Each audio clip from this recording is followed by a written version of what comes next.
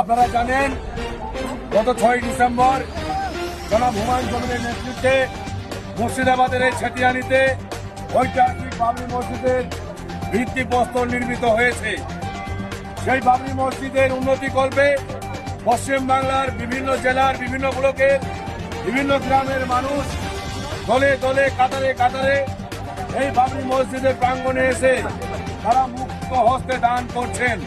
সেই ধারা অব্যাহত রেখে সুদূর কলকাতার মেটিয়াবুরুজ থেকে একদল ধর্মপ্রাণ মুসলিম মানুষ বাবরি মসজিদের উন্নতি করবে।